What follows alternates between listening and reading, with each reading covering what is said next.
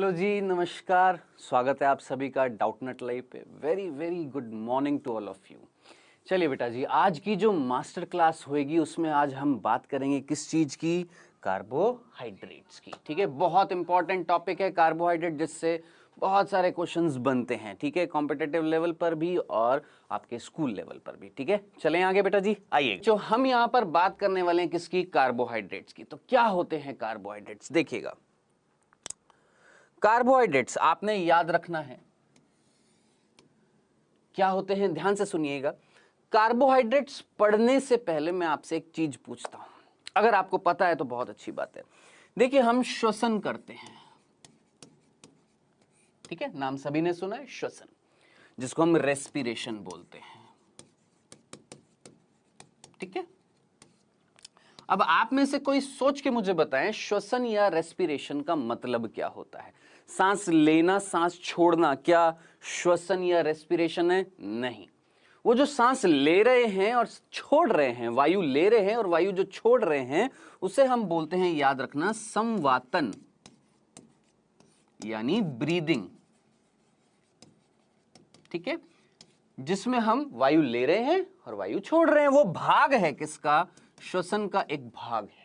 श्वसन का मीनिंग क्या है? आपने सीधा सीधा याद रखना है। श्वसन का मतलब होता है कि साहब एक कोशिका है, ठीक है, उस कोशिका के अंदर हमने कार्बनिक पदार्थ, जैसे कार्बोहाइड्रेट हो सकते हैं, जैसे वसा हो सकती है, जैसे प्रोटीन हो सकते हैं, ठीक है, इनको हम एक कोशिका के अंदर तोड़ते हैं। क्या करते हैं? तोड़ते हैं, और तोड़ने के बाद इनसे क्या मुक्त होती है? ऊर्जा। समझ में आया? तो श्वसन का मतलब क्या था? सीधे सीधे शब्दों में बोलूं क्या? श्वसन का मतलब था क्या कि कहीं ना कहीं कोशिका के अंदर कार्बनिक पदार्थों को तोड़ना, जिससे क्या मुक्त होएगी? ऊर्जा। उसे हमने क्या बोला है? श्वसन। क्यों जरूरी है भैया? मैं अभी बोल रहा हूं, बोलने के लिए मेरी क्या खर्च हो रही है? ऊर्जा। ऊर्जा मेरे अंदर कहां से आई? कहीं ना कहीं इनको तोड़ा, तोड़ने से क्या मिली है? ऊर्जा। ये सिंपल सा मीनिंग समझ में आया? यानी कहीं ना कहीं कार्बोहाइड्रेट जो है, इनको कोशिका के अंदर क्या कर रहे हैं? हम तोड़ रहे हैं। किसको? सरल कार्बोहाइड्रेट को, सरल वसा को, सरल प्रोटीन को तोड़कर क्या उत्पन्न कर रहे हैं? ऊर्जा। मीनिंग समझ में आ गया? अब बात आ रही है, ध्यान से सुनिएगा, कि एक कोशिका के अंदर, समझना, एक कोशिका के अंदर कार्बोहाइड्रेट है, वसा है और प्रोटीन है। तीन चीजें हैं। कौन कौन बच्चों? कार्बोहाइड्रेट है, ठीक है, वसा है और प्रोटीन है। ठीक है, इनमें से सबसे पहले किसको तोड़ा जाएगा? यानी तुरंत अगर ऊर्जा चाहिए, तुरंत चाहिए ऊर्जा, तो किसको तोड़ा जाएगा? तो याद रखना, सबसे पहले, ध्यान से सुनना, सबसे पहले श्वसन में किसको तोड़ा जाता है? एक कोशिका के अंदर, याद रखना, सबसे पहले किसको तोड़ा जाता है? कार्बोहाइड्रेट को। जब कार्बोहाइड्रेट की मात्रा कम हो जाती है तब हम किसको तोड़ते हैं? वसा को। जब वसा नहीं होती है तब हम तोड़ते हैं किसको? प्रोटीन को। तो जल्दी से मुझे आंसर बताएं, पहला श्वसनीय अभिकारक, वर्ड क्या था? पहला श्वसनीय अभिकारक, मतलब जिसको तोड़ा जाएगा वो कौन होएगा? फर्स्ट कौन होएगा? कार्बोहाइड्रेट। सेकंड कौन होएगी? वसा। थर्ड कौन होएगी? प्रोटीन। आप बोलेंगे ऐसा क्यों? अभी रुकिए, अभी खत्म नहीं हुआ, ध्यान से सुनना। तो क्वेश्चन आपसे पूछा जाएगा, तुरंत अगर ऊर्जा चाहिए, फटाक से ऊर्जा चाहिए, सबसे पहले किसको तोड़ा जाएगा भैया? कार्बोहाइड्रेट को। समझ में आ गया? अब इधर देखिएगा, ध्यान से सुनिएगा बेटा जी। 1 ग्राम कार्बोहाइड्रेट से लगभग 4 किलो कैलोरी क्या मुक्त हो रही है? ऊर्जा। 1 ग्राम से। 1 ग्राम वसा से लगभग 9 किलो कैलोरी क्या मुक्त हो रही है? ऊर्जा। 1 ग्राम प्रोटीन से लगभग 4 किलो कैलोरी क्या मुक्त हो रही है? ऊर्जा। यानी रेशो आपने याद रखना, क्या? 4:9:4। भूलना मत, ये रेशो भी नीट में पूछा गया है और ये भी पूछा गया है कि सबसे पहले किसको तोड़ा जाएगा? कार्बोहाइड्रेट को, फिर वसा को और फिर प्रोटीन को। समझ में आ गया? अब आप कहेंगे सर हमें तो ऊर्जा चाहिए, और ऊर्जा हमें सबसे ज्यादा किससे मिल रही है? वसा से मिल रही है। तो पहले वसा को क्यों नहीं तोड़ा? पहले वसा से ऊर्जा क्यों नहीं प्राप्त करी भाई? सबसे ज्यादा तो हमें ऊर्जा किससे मिल रही है? वसा से। पहले हमने कार्बोहाइड्रेट को क्यों तोड़ा? और भाई कार्बोहाइड्रेट और प्रोटीन से तो लगभग समान मिल रही है, यहां से भी 4 किलो कैलोरी, यहां से भी 4 किलो कैलोरी, तो पहले प्रोटीन को क्यों नहीं तोड़ा? पहले कार्बोहाइड्रेट को क्यों तोड़ दिया? तो सिंपल सा आंसर समझना क्या, कि जब हम कार्बोहाइड्रेट को तोड़ते हैं तो अपशिष्ट पदार्थ बनते हैं, वसा को तोड़ते हैं तो भी अपशिष्ट पदार्थ बनते हैं, प्रोटीन को तोड़ते हैं तो भी अपशिष्ट पदार्थ बनते हैं। लेकिन हानिकारकता अगर मैं देखूं तो यहां से जो अपशिष्ट पदार्थ बनेंगे और यहां से जो अपशिष्ट पदार्थ बनेंगे, तो सबसे ज्यादा हानिकारक अपशिष्ट पदार्थ किसके टूटने से बनते हैं? प्रोटीन। थोड़े से और कम किससे? वसा। और सबसे कम हानिकारक किसके अपशिष्ट पदार्थ बनते हैं किसके टूटने से? कार्बोहाइड्रेट। तो जरा सोचिए, मेरे शरीर में अगर मैं कार्बोहाइड्रेट से पहले अगर प्रोटीन को तोड़ दूं तो मेरे अंदर जहरीले पदार्थ ज्यादा बनेंगे या कम बनेंगे? ज्यादा बनेंगे। जबकि अगर कार्बोहाइड्रेट को तोड़ूं तो थोड़े से क्या बनेंगे? कम बनेंगे। जैसे कौन? Carbon dioxide. कि जब हम कार्बोहाइड्रेट को तोड़ते हैं तो क्या बन रही है? कार्बन डाइऑक्साइड, जिसको हम निकाल देते हैं। ठीक है, अब जब हम मास्क पहनते हैं तो कहीं ना कहीं हमारे शरीर के अंदर कार्बन डाइऑक्साइड का स्तर क्या होता है? बढ़ता है। इसको हम बोलते हैं हाइपर कैप्नोइया। ठीक है, अभी सिर्फ इतना सा समझिए, जो मैंने अभी तक आपको चीज बताई है क्या, कि सब कार्बोहाइड्रेट, सब वसा और प्रोटीन, इनको हम क्या कर रहे हैं? कोशिका के अंदर तोड़ रहे हैं। ठीक है, क्यों तोड़ रहे हैं? मुक्त करने के लिए। क्या? ऊर्जा। सबसे पहले किसको तोड़ा? कार्बोहाइड्रेट को, क्योंकि इससे जो जहरीले पदार्थ जो बनेंगे, अपशिष्ट पदार्थ जो बनेंगे, उनका स्तर थोड़ा कम है। फिर उसके बाद जब कार्बोहाइड्रेट नहीं होंगे तो किसको तोड़ेंगे? वसा को। इससे ऊर्जा सबसे ज्यादा मिलेगी, याद रखना। किससे? सबसे ज्यादा ऊर्जा किससे मिलेगी? वसा से। इसको हम दूसरे नंबर पर क्यों रख रहे हैं? क्योंकि पहले नंबर जिससे कम ऊर्जा मिल रही थी, लेकिन अपशिष्ट पदार्थ इससे क्या बन रहे थे? कम बन रहे थे। वसा से थोड़े से क्या बनेंगे? ज्यादा बनेंगे। जब ये दोनों नहीं होंगे तब उस केस में हम किसको तोड़ेंगे? प्रोटीन को, क्योंकि इससे अपशिष्ट पदार्थ जो बनते हैं वो बहुत ज्यादा जहरीले होते हैं, जैसे अमोनिया। ठीक है, चलें आगे। समझ में आ गया? अब बेटा जी आगे चलते हैं, और आगे चलने से पहले जिसका आप वेट करते हैं क्विज का, मैं आपकी स्क्रीन पर क्विज लेकर आ रहा हूं, जल्दी से देखिएगा बच्चों जी। यहां पर पहला क्वेश्चन आपकी स्क्रीन पर आता हुआ, अधिकतम ऊर्जा का स्रोत है। पहला क्वेश्चन, सबसे ज्यादा ऊर्जा, अधिकतम ऊर्जा का स्रोत कौन है? जिससे सबसे ज्यादा ऊर्जा मिल रही थी वो कौन था? पहला ऑप्शन कार्बोहाइड्रेट, दूसरा वसा, तीसरा प्रोटीन, चौथा विटामिन। किससे सबसे ज्यादा ऊर्जा मिल रही थी? जल्दी से आंसर दे। अभी अभी 2 मिनट पहले बताया था, अधिकतम ऊर्जा 9 किलो कैलोरी ऊर्जा किससे मिल रही थी? जल्दी से आंसर दीजिए फटाफट। पहला क्वेश्चन। दूसरा क्वेश्चन, ऊर्जा का प्रमुख एवं तुरंत स्रोत क्या है? ये मैंने आपसे अभी अभी पूछा था। दोनों क्वेश्चन जो है ऐसे लगता है एक जैसे, लेकिन दोनों अलग अलग है। क्या यहां पे पूछा, ऊर्जा का मुख्य स्रोत कौन है? किससे तुरंत ऊर्जा मिलती है? सुक्रोज से, ग्लूकोज से, वसा से, मंड से। मंड यानी स्टार्च। सुक्रोज, ग्लूकोज, वसा, मंड। जल्दी से सोचिए, कुछ पाउडर डाल के मिला लेते हैं, फटाफट जल्दी से क्या मिल जाती है? ऊर्जा मिल जाती है। आप सभी के घर पे रखा हुआ है, वो कौन है जो मुख्य स्रोत है किस चीज का? ऊर्जा का। जल्दी से आंसर दीजिए फटाफट। A B C D, sucrose, glucose, वसा, मंड। चलिए ओके, सो आइए बेटा पहले क्वेश्चन पर आते हैं जल्दी से एक बार। पहला क्वेश्चन था, अधिकतम ऊर्जा हमें किससे मिलती है? मैंने आपको बताया था वसा से 9 किलो कैलोरी ऊर्जा मिल रही थी या नहीं मिल रही थी? मिल रही थी। बाकी आपके कार्बोहाइड्रेट से 4 किलो कैलोरी मिल रही है, प्रोटीन से भी 4 किलो कैलोरी मिल रही है। तो अधिकतम किससे मिल, ये भैया इससे ऊर्जा नहीं मिल रही है। ठीक है, अधिकतम ऊर्जा किससे मिलती है? वसा से। तो करेक्ट आंसर क्या हो जाएगा बच्चों? बी हो जाएगा। ठीक है, आइए दूसरा क्वेश्चन था बच्चों हमारा, ऊर्जा का प्रमुख एवं तुरंत सोर्स है। मैंने आपको बताया था आपके घर में रखा हुआ है ग्लूकोन डी, जिसमें क्या रखा हुआ है? ग्लूकोज। क्यों? क्योंकि हमारे अंदर श्वसन में जो कार्बोहाइड्रेट तोड़ी जा रही थी वो मुख्य रूप से कौन सी होती है? याद रखना, कौन? ग्लूकोज। ठीक है, बहुत सिंपल सा क्वेश्चन था। तो ऊर्जा का प्रमुख एवं तुरंत स्रोत कौन होएगा बच्चों? ग्लूकोज होएगा, यानी करेक्ट आंसर क्या हो जाएगा आपका? बी। ठीक है, चलें आगे। आइएगा बेटा जी, आगे चलते हैं बेटा। यहां पर हम देखिए, हम किसकी बात कर रहे थे? ये देखिए एक बार फटाफट, हम बात कर रहे थे किसकी, कार्बोहाइड्रेट की। मैंने थोड़ी बहुत चीजें आपको बताई कि भैया कार्बोहाइड्रेट जो है इसका उपयोग किया जा रहा है किसमें, श्वसन में। इसको तोड़ा जा रहा है सरलतम कार्बोहाइड्रेट को किसमें, कोशिका में, ताकि क्या मिल सके, ऊर्जा मिल सके। सबसे पहले किसको तोड़ा जाता है, कार्बोहाइड्रेट को, फिर वसा को और फिर प्रोटीन को। ठीक है, हालांकि अधिकतम ऊर्जा की अगर हम बात करें तो सबसे ज्यादा ऊर्जा किससे मिल रही थी बच्चों, सबसे ज्यादा ऊर्जा मिल रही है हमें किससे मिल रही थी बच्चों, याद रखना, वसा से। फिर उसके बाद लगभग बराबर बराबर किससे मिल रही है, कार्बोहाइड्रेट और प्रोटीन से। ये हम बात कर चुके हैं। चलें आगे, आइएगा बेटा जी, आगे चलते हैं। ये सब कुछ हटाता हूं मैं, देखिएगा। हम बात कर रहे हैं किसकी, कार्बोहाइड्रेट की।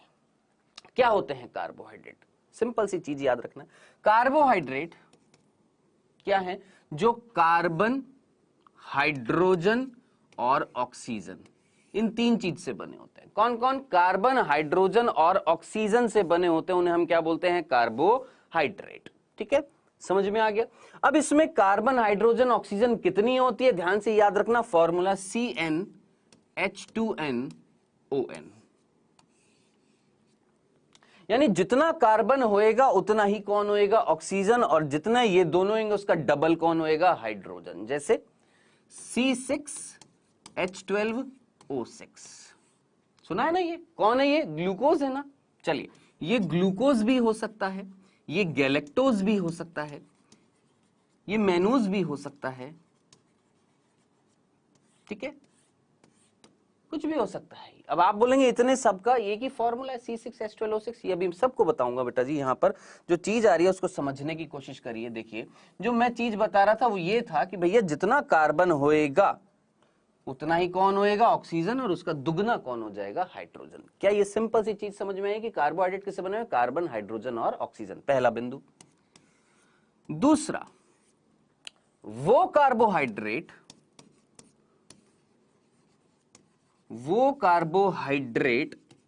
जो जल में घुलनशील होते हैं,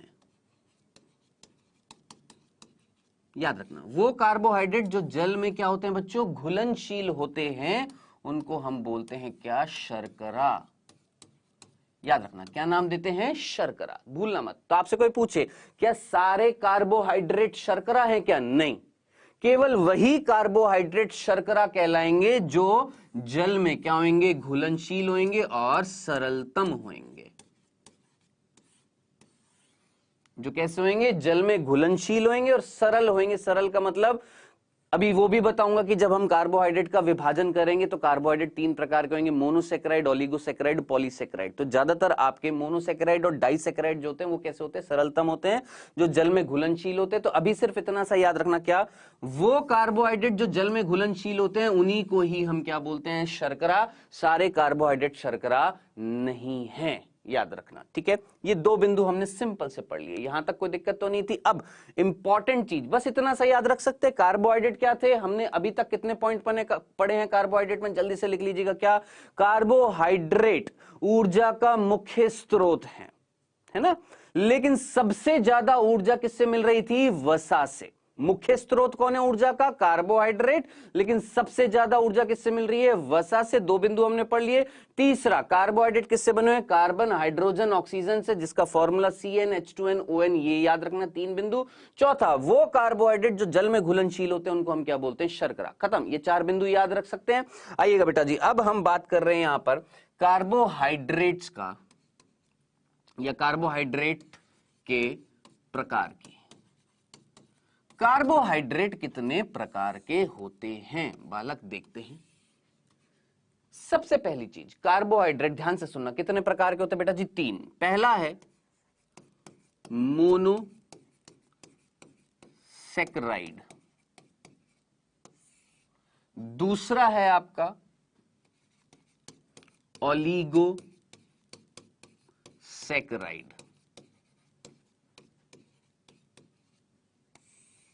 तीसरा है आपका पॉलीसेक्राइड।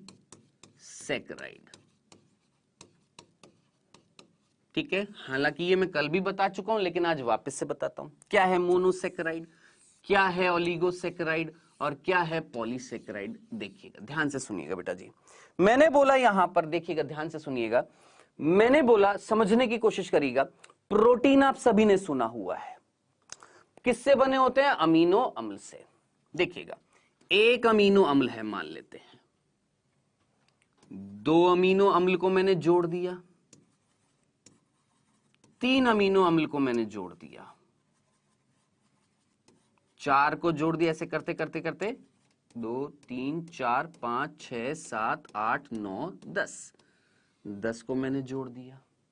फिर मैंने बोला 10 से ज्यादा अमीनो अम्ल को जोड़ दिया है, ठीक है। अब इनमें से कौन प्रोटीन है? तो प्रोटीन क्या होते हैं याद रखना, जो बहुत सारी अमीनो अम्ल के जुड़ने से बनते हैं। समझ में आ गया? अब बहुत सारी क्या होगी? क्या होगी? ये होएगा, ठीक है। तो अब आप मुझे बताएं, समझने की कोशिश करें। ये तो मैंने आपको प्रोटीन का बताया, अब हम बात कर रहे थे किसकी? कार्बोहाइड्रेट की। सब कार्बोहाइड्रेट में जरा सोच समझ के मुझे बताएं, एक इकाई जो है उसको मैंने बोला है मोनोसेकेराइड, दो इकाइयों को मैंने जोड़ दिया उसको मैंने बोला है क्या? ओलिगोसेकेराइड। तीन को जोड़ दिया उसको भी बोला है ओलिगोसेकेराइड, चार को जोड़ दिया उसको भी बोला है ओलिगोसेकेराइड, और 10 को जोड़ दिया उसको भी क्या बोला है? ओलिगोसेकेराइड। लेकिन 10 से ज्यादा अगर मोनोसेकेराइड को जोड़ दूंगा तो उसे मैं क्या बोलूंगा? पॉलीसेकेराइड। समझ में आया क्या बोला मैंने? कि मोनोसेकेराइड तो एक यूनिट है, एक इकाई है। अगर दो इकाई यानी दो मोनोसेकेराइड को अगर मैंने जोड़ दिया तो वो क्या कहलाएगा? डाइसेकेराइड। तीन को जोड़ दूंगा तो क्या कहलाएगा? ट्राइसेकेराइड। चार को जोड़ दूंगा तो टेट्रासेकेराइड। ऐसे करते करते 10 को जोड़ दिया तो डेकासेकेराइड।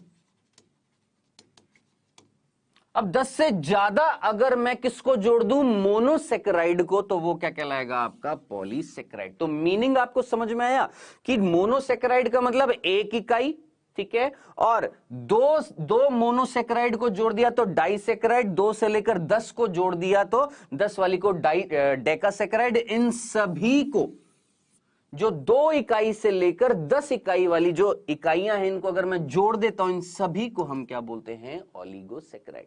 और 10 से ज्यादा इकाइयों को, इकाई मतलब मोनोसेकेराइड को अगर मैं जोड़ दूंगा तो वो सारे के सारे क्या कहलाएंगे? पॉलीसेकेराइड। तो पहले जरा सोचिए, मीनिंग समझ में आया है या नहीं आया? कि मोनोसेकेराइड मतलब एकल इकाई, ओलिगोसेकेराइड का मतलब 2 से लेकर 10 इकाइयों को अगर मैं जोड़ दूंगा, या 2 से लेकर 10 मोनोसेकेराइड को अगर मैं जोड़ दूंगा, ओलिगोसेकेराइड। 10 से ज्यादा मोनोसेकेराइड को जोड़ दूंगा तो उसे हम क्या बोलते हैं? पॉलीसेकेराइड। ठीक है, आइएगा। अब साहब मोनोसेकेराइड का मतलब क्या था? एकल इकाई। अब देखिएगा, ध्यान से सुनिएगा क्या कहने वाला हूं। यहां पर सबसे पहले हम बात कर रहे हैं किसकी? मोनोसेकेराइड की। ठीक है, आइएगा, देखना ध्यान से सुनना बच्चों। यहां पर मोनोसेकेराइड का मतलब क्या था? एकल इकाई थी। ठीक है, अब मोनोसेकेराइड जो है भैया, ये मोनोसेकेराइड किसका प्रकार है? कार्बोहाइड्रेट का। अब कार्बोहाइड्रेट, ध्यान से सुनना, में कार्बन कितनी थी, हाइड्रोजन कितनी थी, ऑक्सीजन कितनी थी? फॉर्मूला याद है ना? अब ध्यान से सुनिएगा, देखिएगा मैं क्या बताने वाला हूं। यहां पर मोनोसेकेराइड जो होते हैं उनमें कार्बन के आधार पर वो कई प्रकार के होते हैं। जैसे सबसे पहला ट्रायोज, क्या नाम दिया है? ट्रायोज। ये एक इकाई है जिसके अंदर 3 कार्बन है, 6 हाइड्रोजन है और 3 ऑक्सीजन है। इसको हमने क्या बोला है? ट्रायोज। ये डॉट बना देता हूं, एकल इकाई है। फिर मैंने बोला टेट्रोज, इसके अंदर 4 कार्बन है, हाइड्रोजन 8 है, ऑक्सीजन 4 है, ये भी एक इकाई है। उसी तरीके से पेंटोज, 5 कार्बन है, 10 हाइड्रोजन है, ऑक्सीजन 5 है। यानी आप देख रहे हैं यहां पर जो नाम आ रहा है वो किस आधार पर आ रहा है? कार्बन के आधार पर। कार्बन अगर 3 होगी तो ट्रायोज, कार्बन अगर 4 होगी तो टेट्रोज, कार्बन अगर 5 होगी तो पेंटोज, कार्बन अगर 6 होगी तो हेक्सोज, C6H12O6। सिंपल सा था। और कार्बन अगर 7 होगी तो हेप्टोज, C7H14O7। ठीक है, ये सारी क्या है? एक एक इकाई है। ठीक है, आइएगा आगे चलते हैं बेटा जी। अब देखिएगा, मैं यहां पर कुछ डायग्राम बनाता हूं ताकि आपको चीज क्लियर हो। देखिएगा, ध्यान से सुनिएगा। मैंने बनाई एक मोनोसेक्राइड बना रहा हूं, मान लेते कौन सी, जरा सोचिए। पहले एक काम करता हूं, एग्जाम्पल बता देता हूं, जल्दी से एग्जाम्पल लिख लीजिए। ट्रायोज मोनोसेक्राइड का उदाहरण लिखिएगा जल्दी से, PgAl, phosphoglyceric aldehyde, phosphoglyceric aldehyde, ठीक है। टेट्रोज का उदाहरण लिखे बेटा जी यहां पर, एरिथ्रोज। ये सारे लिखते जाइएगा, ये उदाहरण है इसके। एरिथ्रोज जो थी वो कौन थी, मोनोसेक्राइड थी, जिसमें कितने कार्बन थे, 4 कार्बन, 8 हाइड्रोजन और 4 ऑक्सीजन। पेंटोज का उदाहरण लिखें, राइबोज,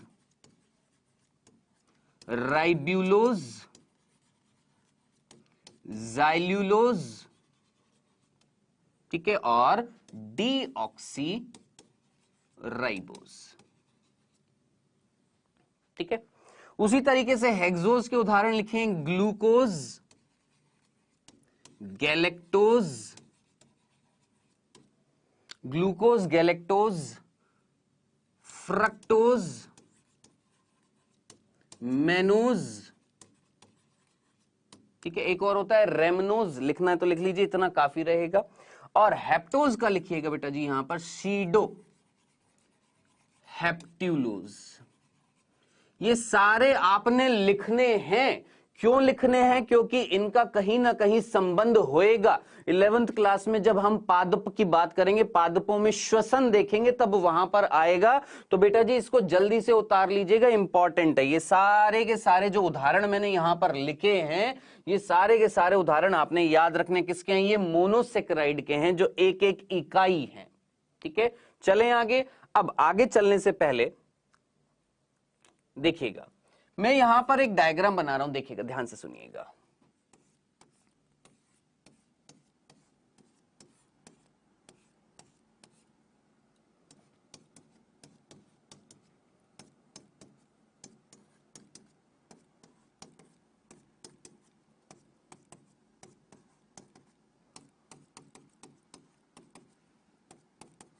दिखाई दे रहा है, ये है बेटा जी ग्लूकोज।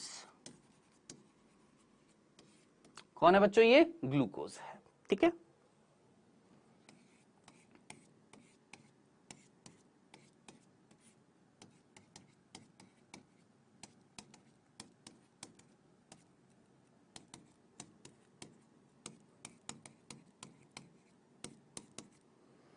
ये कौन है, जरा देखकर मुझे बताएं।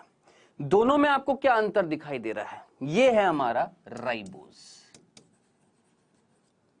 अब आप मुझे बताएं, राइबोज मैंने अभी अभी पीछे कहां लिखा था, यहां पर लिखा है। कौन सी शर्करा है, पेंटोज है, ठीक है। जबकि ग्लूकोज जो थी वो कैसी थी, हेक्सोज थी। यानी 6 कार्बन वाला कौन है, ग्लूकोज है, जबकि 5 कार्बन वाला कौन सा है, राइबोज है। जरा देखिएगा यहां पर कितने कार्बन है, 1 2 3 4 5 और 6, ठीक है।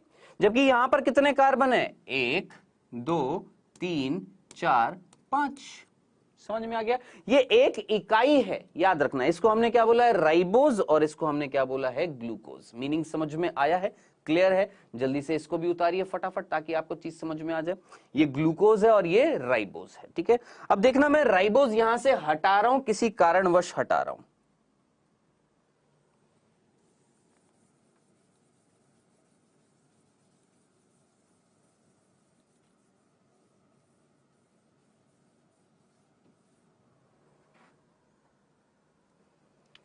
देखकर मुझे बताएं आपको क्या अंतर दिखाई दे रहा है बच्चों।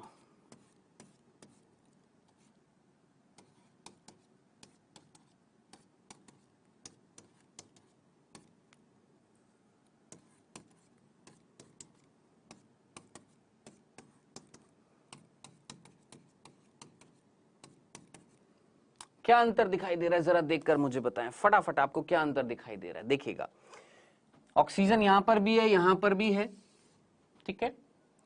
कार्बन फिफ्थ जो थी, ये कार्बन फिफ्थ है, इसके ऊपर CH2OH है, यहां पर भी कौन है, CH2OH है। चलिए नीचे H है, यहां पर भी H है, ठीक है। यहाँ ऊपर H, नीचे OH, यहां पर भी HOH। चलिए यहाँ OH H, यहां पर भी OH H, सेकेंड कार्बन पर HOH, यहां पर भी HOH। आपको अंतर कहां पर दिखाई दे रहा है, कार्बन नंबर फर्स्ट पर।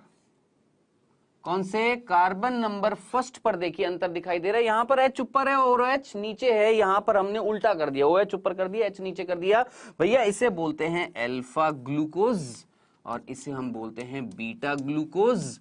तो याद रखना, ध्यान से सुनना, मैं जो वर्ड बताने वाला हूं क्या, कि अगर हम, ध्यान से सुनिएगा, अगर हम कार्बन नंबर फर्स्ट पर क्या करते हैं, H और OH का बदलाव करते हैं, तो उनको हम बोलते हैं, कार्बन नंबर फर्स्ट पर H और OH का चेंज करते हैं या बदलाव करते हैं, तो ऐसे इनको हम क्या बोलते हैं, याद रखना, एनोमर। याद रखिएगा, क्या बोलते हैं, एनोमर। ठीक है, समझ में आ गया। अब इधर देखिएगा, एक और चीज मैं आपको दिखाता हूं, यहां पर जल्दी से इसका स्क्रीनशॉट ले लीजिए बच्चा। एक और चीज मैं आपको दिखाने वाला हूं, यहां पर अल्फा ग्लूकोज जिसमें H ऊपर OH नीचे, बीटा जिसमें OH ऊपर H नीचे। ठीक है, अब मैं यहां से बीटा ग्लूकोज हटा रहा हूं।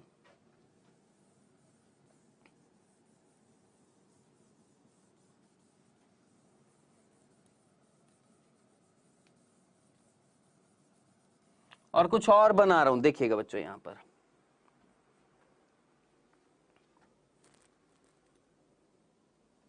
देखिएगा,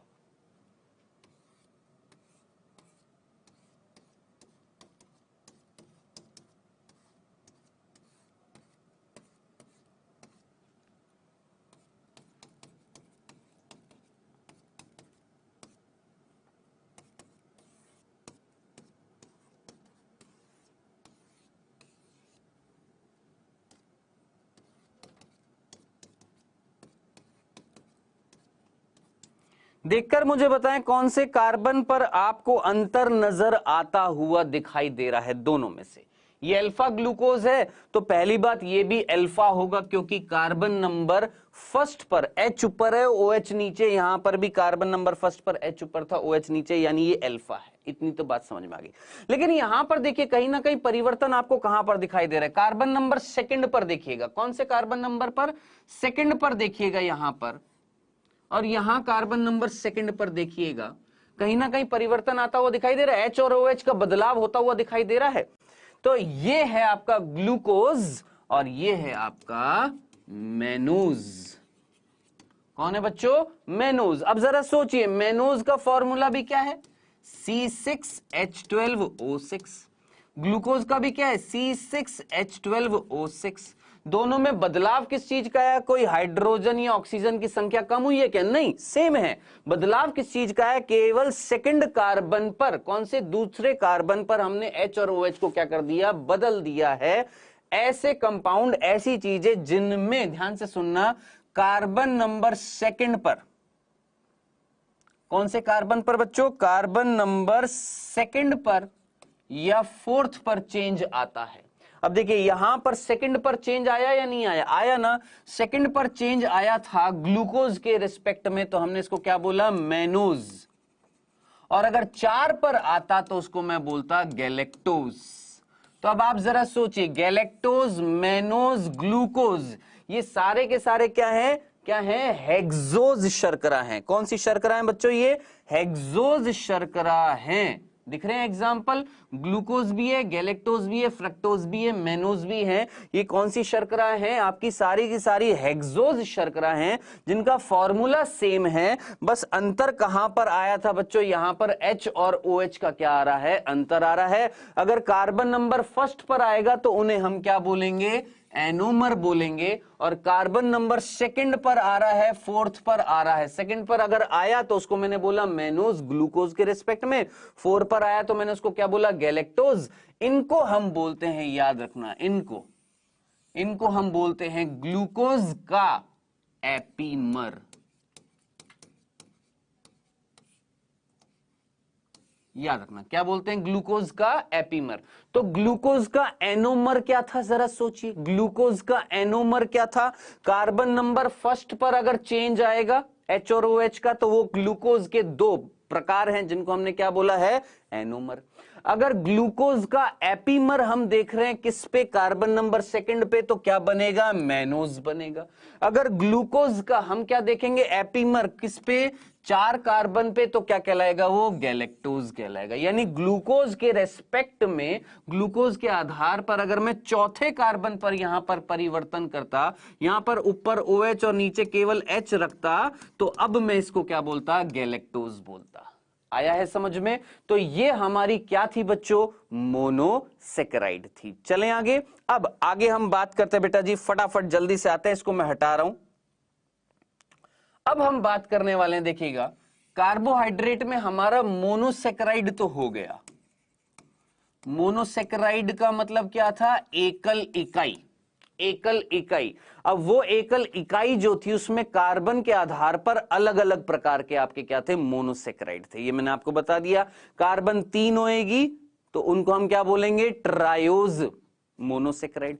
4 होएगी तो टेट्रोज, 5 होएगी तो पेंटोज, 6 होएगी तो हेक्सोज, 7 होएगी तो हेप्टोज। ठीक है। अब बात कर रहे हैं किसकी बेटा जी, डाइसेकेराइड की।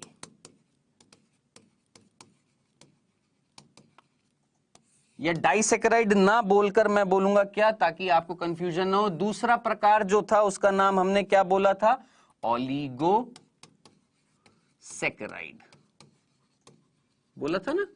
अब ओलिगोसेकेराइड का मतलब 2 मोनोसेकेराइड को जोड़ दूं, 2 मोनोसेकेराइड को जोड़ दूं तो क्या बोलूंगा, डाइसेकेराइड। 3 को जोड़ दूं क्या बोलूंगा, ट्राइसेकेराइड। इस तरीके से करते करते करते करते मैंने अभी आपको बताया 10 को अगर मैं जोड़ दूं तो क्या बोलूंगा, डेकासेकेराइड।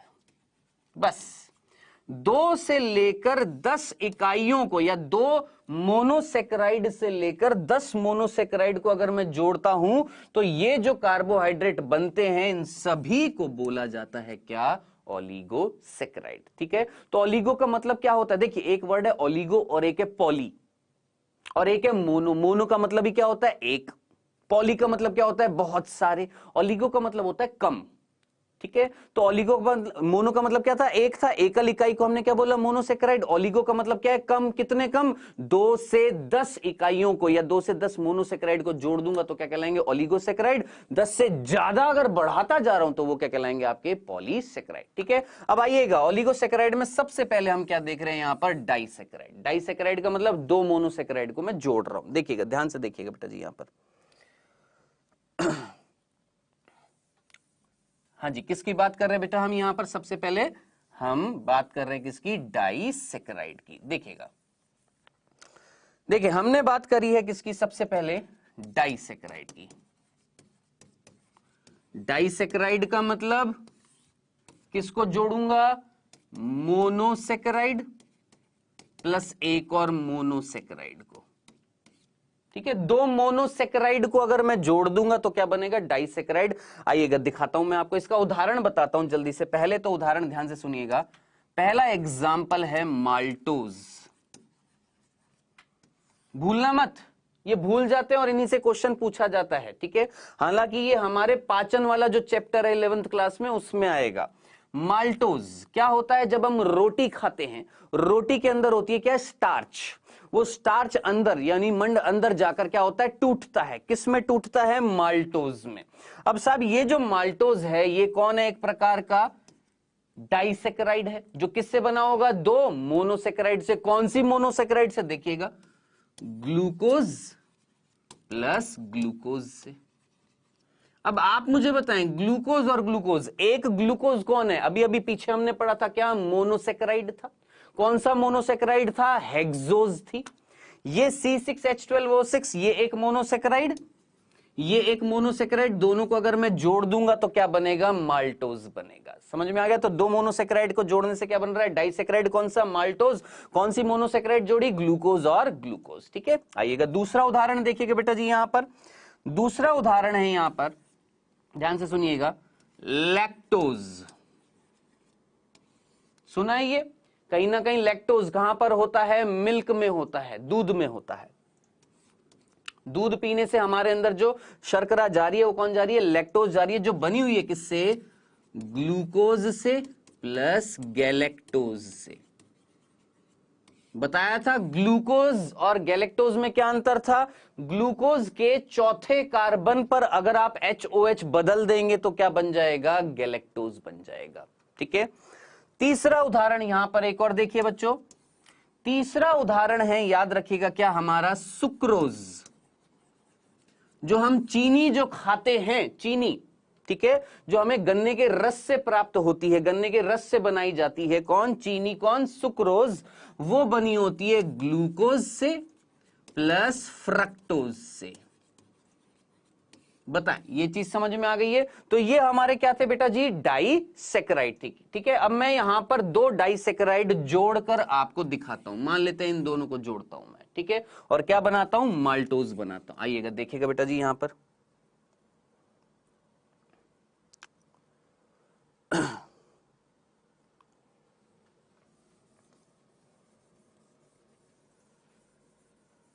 देखिए, मैं यहां पर किसको जोड़ने वाला हूं? दो ग्लूकोज को जोड़ने वाला हूं। देखिएगा, ध्यान से सुनिएगा बच्चों। यहां पर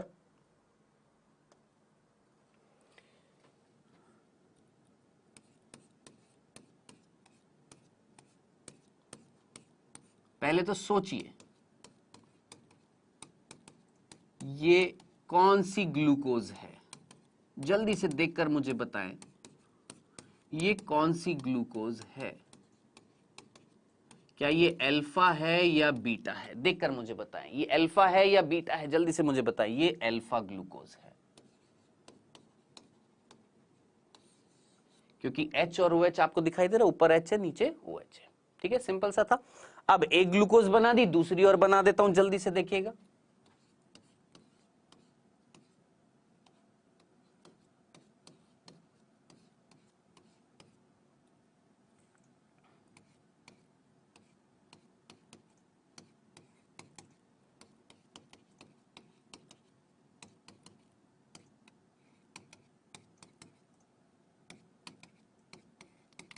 हाँ जी, ये भी हमारी क्या है? अल्फा ग्लूकोज है। दो हमारे पास अल्फा ग्लूकोज है। ठीक है। अब हमने इन दो अल्फा ग्लूकोज को जोड़ना है, तो कहां से जोड़ेंगे? देखिएगा, इस अल्फा ग्लूकोज का पहला कार्बन, इस अल्फा ग्लूकोज का पहला कार्बन आपको दिखाई दे रहा है, और इस अल्फा ग्लूकोज का चौथा कार्बन है। ये भाई यहां से पहला, दूसरा, तीसरा, चौथा, यहां पर पहला। अब इसका OH और इसका OH जो है, ध्यान से देखिएगा, मैं क्या कर रहा हूं? निकाल दूंगा। क्या निकाल दिया? जरा जल्दी से मुझे बताएं। जल। जल को निकाला, ध्यान से सुनना, जल को निकाला और कहीं ना कहीं देखिएगा क्या कर रहा हूं? जल को निकाला और एक बंध का निर्माण कर दिया है। केवल ऑक्सीजन रह जाएगी ना यहां पर। किसका निर्माण कर दिया? एक बंध का निर्माण कर दिया। जल को निकालकर इस बंध को बोला जाता है, इस बॉन्ड को बोला जाता है ग्लाइकोसाइडिक या ग्लाइकोसिडिक बॉन्ड या ग्लाइकोसिडिक बंध। तो ग्लाइकोसिडिक बंध हमने बनाया है। याद रखना, जब हम दो मोनोसेकेराइड को जोड़ते हैं तो कौन सा बंध बनता है? ग्लाइकोसिडिक बॉन्ड बनता है। किसके बीच में बन रहा है? कार्बन नंबर पहला और कार्बन नंबर चौथे के बीच में बन रहा है। क्या इतनी सी बात समझ में आई है? और ये बंध बनता है तो क्या निकल जाता है? जल का अणु निकल जाता है। इस तरीके से जरा सोचिए, हमने दो मोनोसेकेराइड को जोड़कर क्या बना दिया? आपका डाइसेकेराइड। कौन सा? माल्टोज। इसी तरीके से ग्लूकोज गैलेक्टोज को जोड़कर क्या बनाएंगे? लैक्टोज। ग्लूकोज और फ्रक्टोज को जोड़कर हम क्या बनाएंगे? सुक्रोज बनाएंगे। समझ में आ गया? तो ये कौन थे बेटा जी? हमारे डाइसेकेराइड थे। ठीक है, आइएगा बेटा जी, ये हमारा डाइसेकेराइड है। अब मैं आपकी स्क्रीन पर क्विज लेकर आ रहा हूं, जल्दी से फटाफट क्वेश्चंस के आंसर करते हैं। आइएगा, पहला क्वेश्चन आपकी स्क्रीन पर आता हुआ बेटा जी। हाँ जी, वह डाइसैकेराइड जिसके जल अपघटन से ग्लूकोज के 2 अणु बनते हैं। अभी अभी 1 मिनट पहले मैंने आपको बताया था कि कौन सा डाइसैकेराइड है जिसको तोड़ने से 2 ग्लूकोज बन रहे हैं, यानी 2 ग्लूकोज को जोड़ने से क्या बनाया था, वही आंसर बताना है। पहला ऑप्शन सुक्रोज, दूसरा माल्टोज, तीसरा लैक्टोज, चौथा दोनों बी और सी। जल्दी से आंसर दीजिए बेटा जी, कौन था जिसको तोड़ने से 2 ग्लूकोज के अणु बने थे। चलिए नेक्स्ट, निम्नलिखित में से कौन कार्बोहाइड्रेट नहीं है, कौन कार्बोहाइड्रेट नहीं है? काइटिन, ग्लाइकोजन, स्टार्च और मिथियोनिन, इनमें से कौन है जो कार्बोहाइड्रेट नहीं है? आपने जल्दी से आंसर बताना है। Chitin, glycogen, starch, methionine, A B C D. चलिए आइए देखते हैं बेटा जी, पहला क्वेश्चन था हमारा कि कौन सा डाइसैकेराइड है जिसको तोड़ने से 2 ग्लूकोज बन रहे हैं। तो मैंने अभी अभी आपको बताया था, कहीं ना कहीं जब हम माल्टोज को तोड़ रहे थे और दिखाया था बनाते हुए, तो क्या बना था? ग्लूकोज प्लस ग्लूकोज बना था ना। तो करेक्ट आंसर क्या हो जाएगा बच्चों? बी। ठीक है, नेक्स्ट क्वेश्चन क्या था बच्चों हमारा? इनमें से कौन कार्बोहाइड्रेट नहीं है? याद रखना, काइटिन कहां पर मिलता है? कवक की कोशिका भित्ति में मिलता है। ठीक है, जो एक प्रकार का पॉलीसेकेराइड है। याद रखना क्या है? एक प्रकार का पॉलीसेकेराइड है। पॉलीसेकेराइड यानी कार्बोहाइड्रेट है। ग्लाइकोजन साहब ये जंतुओं के अंदर, किसके अंदर? हमारे अंदर भोज्य पदार्थ जो संचित होता है किस रूप में होता है? ग्लाइकोजन। ये भी एक पॉलीसेकेराइड है, ये भी आंसर नहीं होगा। फिर साहब स्टार्च, ये पादपों के अंदर होता है। मैंने अभी अभी आज आपको बताया था, जब हम रोटी खाते तो रोटी में क्या बोला था? स्टार्च था, हमारे अंदर गया, टूटा किसमें? माल्टोज में टूटा। इट मींस ये भी क्या है हमारा? कार्बोहाइड्रेट है, पॉलीसेकेराइड है एक प्रकार का। यानी ये 3 तो पॉलीसेकेराइड हैं, यानी ये 3 कार्बोहाइड्रेट हैं। बचा कौन है? मिथियोनिन, ये एक अमीनो अम्ल है। याद रखना ये कौन है बच्चों? अमीनो अम्ल है। कौन? मिथियोनिन। तो करेक्ट आंसर इज कौन सा? 4th। समझ में आ गया? तो ये हमने यहां पर क्विज में क्वेश्चंस किए हैं। ठीक है, और मैंने आज आपको कार्बोहाइड्रेट्स में क्या क्या बताया था, कार्बोहाइड्रेट क्या होते हैं, ऊर्जा के स्रोत के बारे में बताया, किसको पहले उपयोग में लिया जाएगा, किससे ज्यादा ऊर्जा मिलेगी ये बताया। फिर मैंने कार्बोहाइड्रेट्स का वर्गीकरण करके आपको बताया कि कार्बोहाइड्रेट्स कितने प्रकार के हैं? 3, मोनोसेकेराइड, ओलिगोसेकेराइड, पॉलीसेकेराइड। मोनोसेकेराइड का मतलब एकल इकाई जिसके कई प्रकार थे, किस आधार पर? कार्बन की संख्या के आधार पर। Triose, tetrose, pentose, hexose, heptose. उनके फिर उदाहरण लिखवाए थे, वो सारे आपने लिखने याद रखने हैं। फिर मैं आया किस पे? ओलिगोसेकेराइड पे। मैंने उसका मीनिंग आपको बताया। ओलिगोसेकेराइड में मैंने बताया कि जब आप क्या 2 से 10 मोनोसेकेराइड को जोड़ देते हैं तो क्या बनते हैं? ओलिगोसेकेराइड। जिसमें से पहला हमने देखा कौन सा? डाइसेकेराइड, जिसके 3 उदाहरण मैंने आपको बताए थे। कौन कौन से? सबसे पहला बताया माल्टोज, जो ग्लूकोज और ग्लूकोज से बना हुआ था। दूसरा मैंने बताया लैक्टोज, जो ग्लूकोज और गैलेक्टोज से बना हुआ था। तीसरा मैंने बताया आपको सुक्रोज, जो किससे बना हुआ है? ग्लूकोज और फ्रक्टोज से। ये मैंने आपको बताया। अब जब नेक्स्ट आगे मास्टर क्लास आएगी कार्बोहाइड्रेट की, तो उसमें मैं आपको और आगे चीजें बताऊंगा। किसके बारे में बात करेंगे बेटा जी? याद रखना किसके बारे में? और ओलिगोसेकेराइड और पूरा कौन? पॉलीसेकेराइड। तब हम पूरा खत्म करेंगे किस चीज को? कार्बोहाइड्रेट्स को। चलिए तो बेटा जी आज क्लास होएगी आपकी, जो रेगुलर क्लासेस होती है 3 बजे। आज हम विषाणु खत्म करेंगे, तो कहीं जाना मत। ठीक है, 3 बजे आपकी क्लास होगी किसकी? जीव जगत का वर्गीकरण। हमारा चैप्टर आज खत्म होने वाला है, जिसमें हम बात करेंगे किसकी बच्चों? वायरस खत्म करेंगे। ठीक है, ओके देन मिलते हैं शाम को 3 बजे। Bye bye.